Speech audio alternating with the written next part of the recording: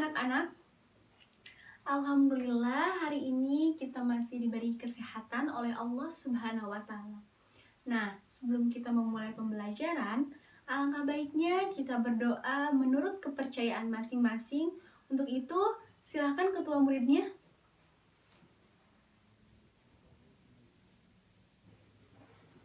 Berdoa selesai. Selanjutnya, Ibu akan absen terlebih dahulu. Naraswari Hila Kamali, Nazila Kurota Ayun. Alhamdulillah hadir semua ya. Nah, materi kali ini tanpa kita sadari ada dalam kehidupan kita sehari-hari atau berhubungan dengan kehidupan sehari-hari. Seperti makanan dan minuman yang mengandung asam atau basa. Nah, ketika kita mengkonsumsi minuman dan makanan yang mengandung asam atau basa, tubuh kita tetap terasa normal dan tidak ada perubahan menjadi asam maupun basa. Kenapa? Ada yang tahu tidak? Nah, benar. Karena di dalam tubuh kita ini mengandung larutan. Nah, larutan yang dapat mempertahankan kondisi tubuh. Ada yang tahu itu larutan apa? Larutan buffer atau larutan penyangga. Nah, itulah yang menyebabkan kondisi tubuh kita tetap stabil dan normal sehingga tidak akan mengalami perubahan menjadi asam atau basa. Nah, jadi hari ini Ibu akan menjelaskan mengenai materi larutan buffer atau larutan penyangga. Nah, materi hari ini yaitu mengenai larutan buffer atau larutan penyangga.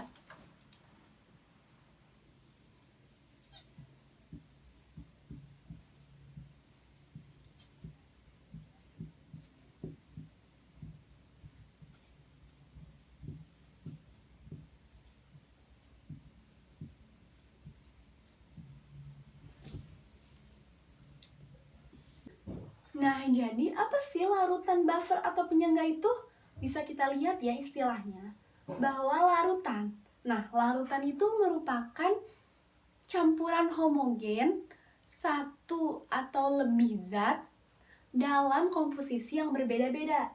Sedangkan penyangga, yaitu untuk menyangga atau menahan. Jadi dapat kita simpulkan bahwa larutan buffer atau penyangga itu merupakan larutan yang dapat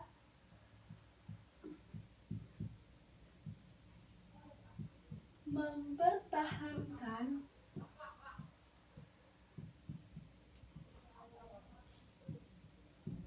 pH jika ditambahkan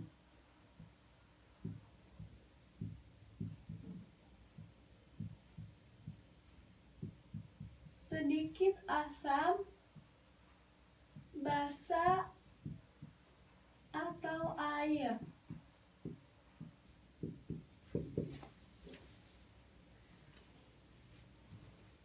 Nah, tadi udah kita singgung di awal bahwa apa yang kita konsumsi, baik itu makanan atau minuman yang mengandung asam dan basa dengan jumlah yang banyak atau sedikit, maka tubuh kita akan tetap normal dan stabil. Kenapa? Karena di dalam tubuh kita ada larutan buffer atau penyangga yang dapat mempertahankan pH tubuh sehingga tubuh menjadi tetap normal dan stabil. Nah, selanjutnya jika kita akan mempraktikkan atau jika kita akan membuat larutan buffer, maka kita harus tahu dulu apa itu komponen buffer itu sendiri atau komposisinya.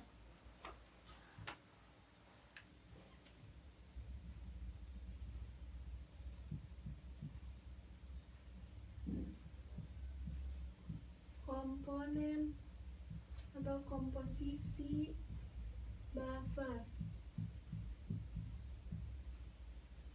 Nah, komposisi buffer. Nah, jadi komponen penyusunnya penyusun buffer itu, jadi komponen penyusun buffer itu dikategorikan atau digolongkan menjadi dua. Ada asam buffer dan juga basa buffer. Nah, jika kita akan membuat atau mengetahui bagaimana sih asam buffer itu, yang pertama kita akan bahas mengenai asam buffer. Nah, bagaimana sih komponen penyusunnya, apa sih syarat yang kita harus tahu jika kita ingin membuat atau mengetahui asam buffer itu? Nah, syaratnya harus ada yang lemah dan harus ada yang lemah dengan pasangan konjugasinya. Nah, yang lemahnya itu apa jika asam buffer? Nah, jika asam buffer, maka yang lemahnya itu yaitu asam lemah.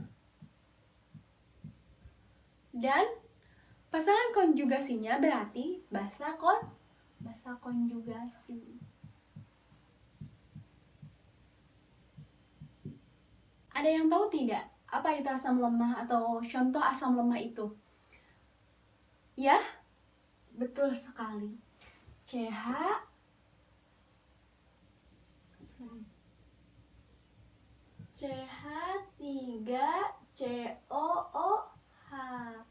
Nah, jika asam lemahnya CH3COOH, maka basa konjugasinya adalah CH3COO-. Nah, ini sering kita temui di laboratorium itu berupa garam ya. CH3COO- itu dari mana? Bisa dari CH3COONA. Maka kita dapat mengetahui dari reaksi ionisasi atau dari ionisasi, maka kita dapat mengetahui ini dari ionisasi CH3COONA menjadi CH3COO- ditambah Na+. Ini dapat disimpulkan bahwa ketika kita akan membuat larutan atau mengetahui bagaimana itu larutan asam buffer itu, maka harus ada CH3COOH dengan CH3COO-. Nah, selanjutnya, jika ada asam buffer, maka ada basa buffer. Yang kedua ada basa buffer.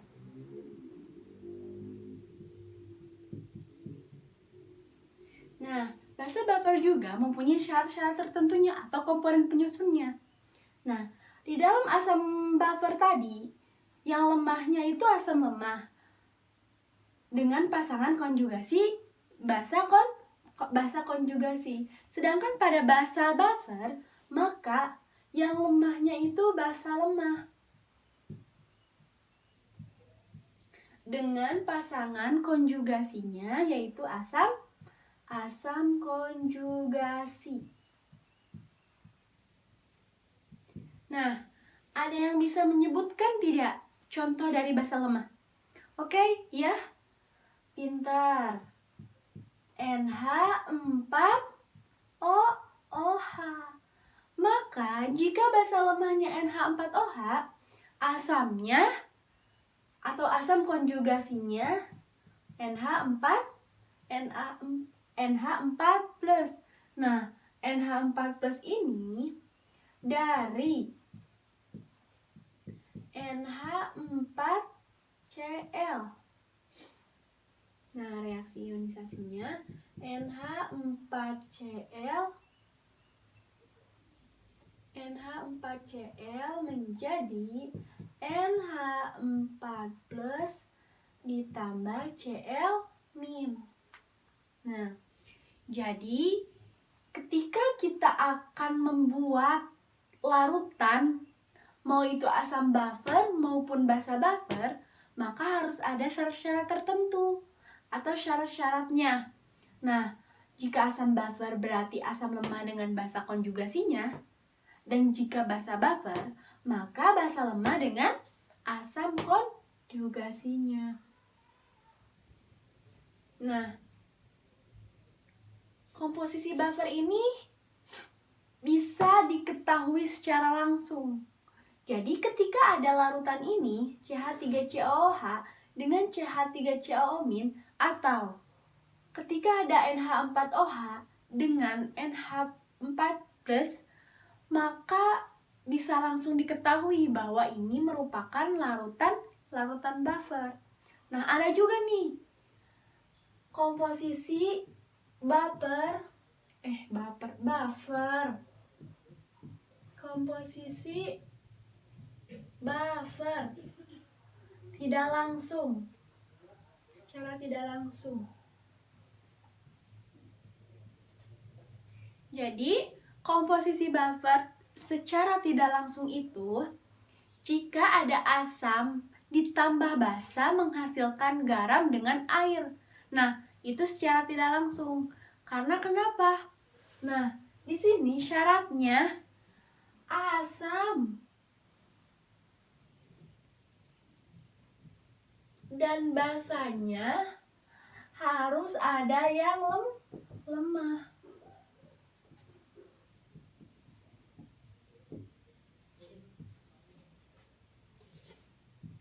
Jadi, jika asam lemah, maka basanya harus kuat. Nah, jika asam kuat, berarti basanya basa lemah. Jadi, salah satu dari mereka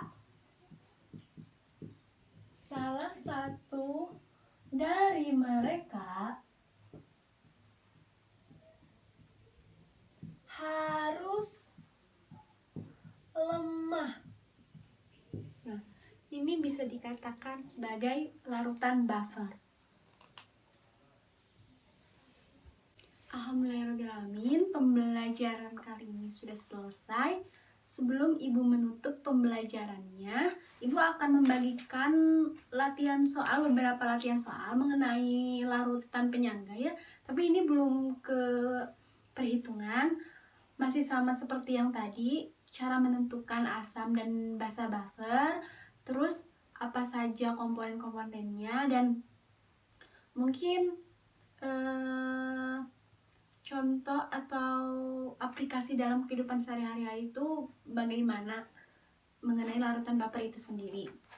Ibu akan bagikan setiap kelompok satu-satu ya.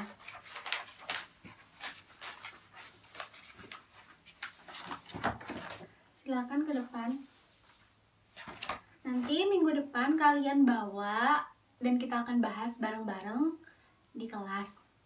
Sekian pembahasan kali ini. Semoga bermanfaat buat kita semua, khususnya untuk Ibu sendiri. Mohon maaf bila banyak kesalahan. Wassalamualaikum warahmatullahi wabarakatuh.